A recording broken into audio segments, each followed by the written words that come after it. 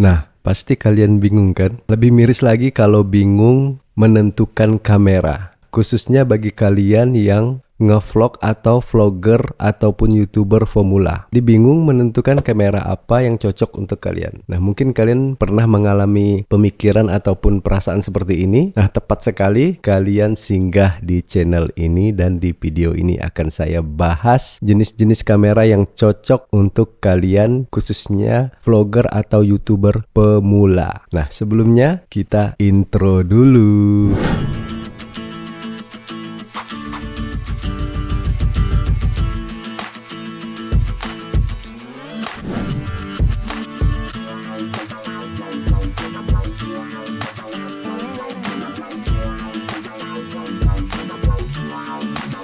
Nah guys, ketemu lagi bersama saya di sini Radiar Mulyana. Kali ini saya berada di indoor ya. Nah, perkenalkan dulu, ini adalah video pertama saya di studio mini saya. Nah, ini sebenarnya bukan studio ya. Di sini adalah space yang saya manfaatkan untuk ya setting-setting peralatan perangkat ya, berupa ada sound card di sini. Saya menggunakan ini yang saya rekam di sini. Yang saya gunakan di sini adalah mic dari Tapware BM800. Nah, ini sebenarnya merek yang sudah lama ya. Kemudian saya colokin di sound card. Nah, sound cardnya XOX KS108.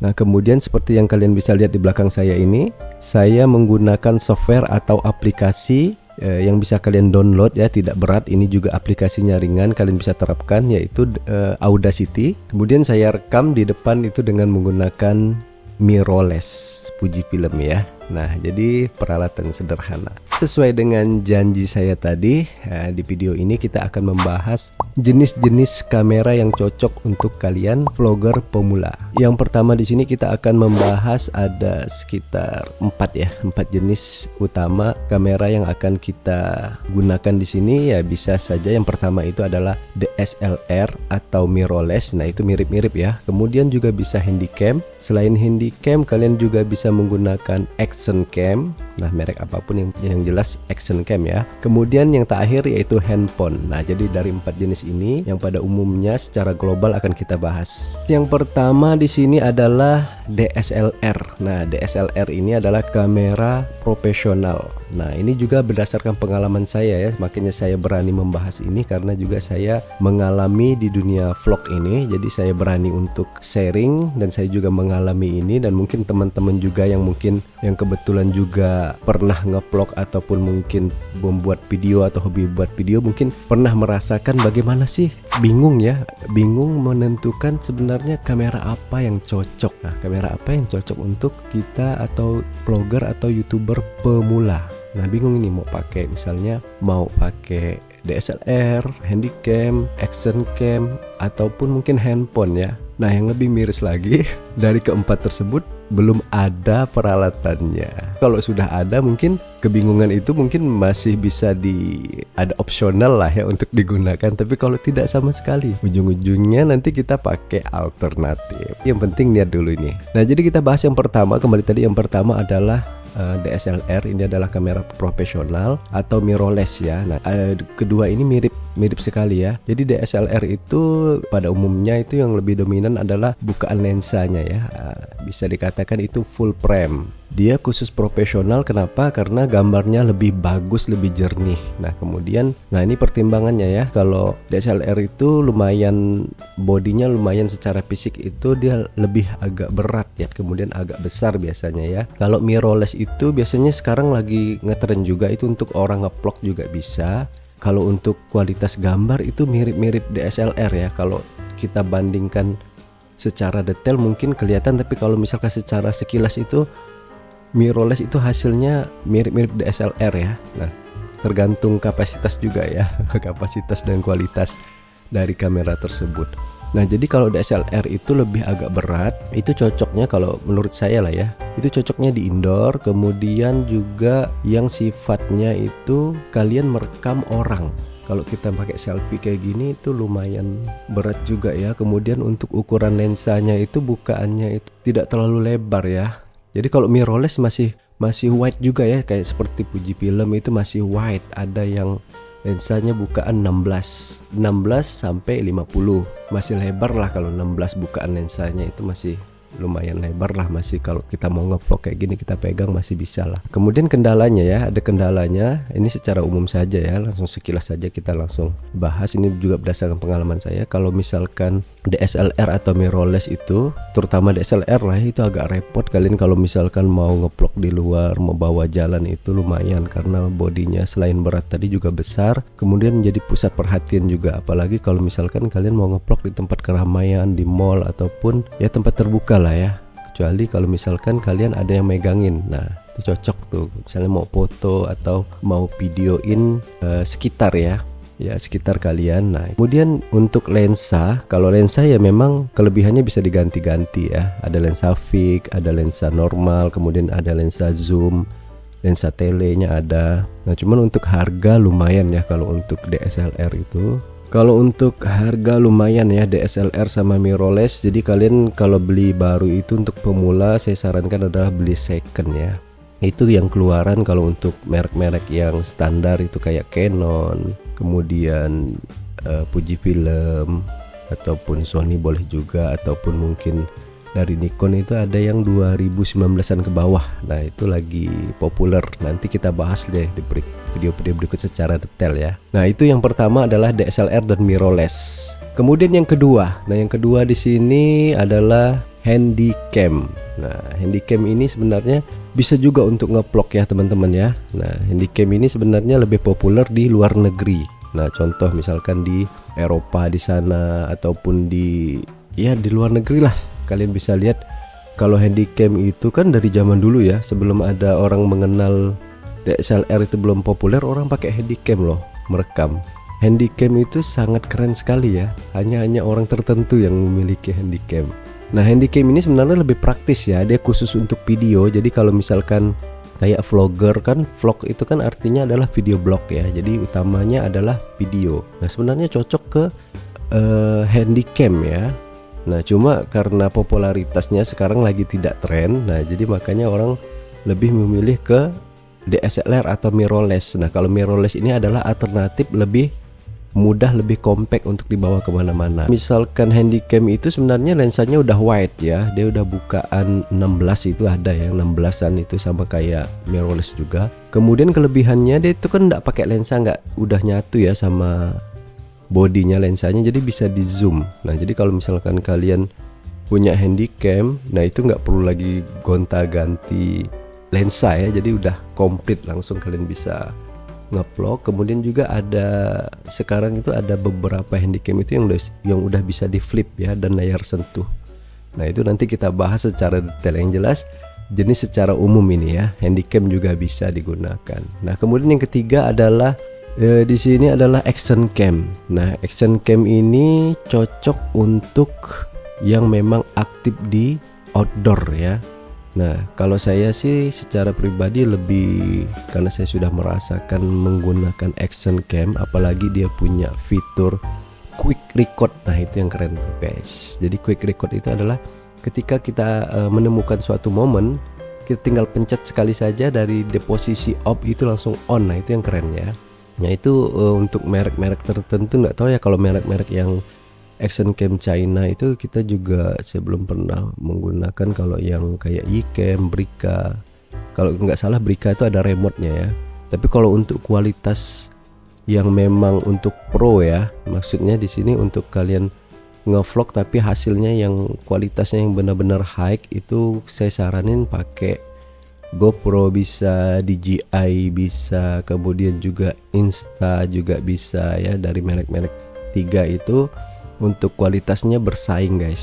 Sebenarnya masih banyak sih, cuman yang secara yang populernya, yang trennya dari tiga merek tersebut. Apalagi sekarang ada kamera 360 atau kamera 360. Nah itu bisa merekam sekeliling ya sekaligus. Nah itu tinggal kita on kan saja, kemudian kita rekam. Nanti untuk metode gambarnya kita mau yang sebelah mana itu nanti di pengeditan.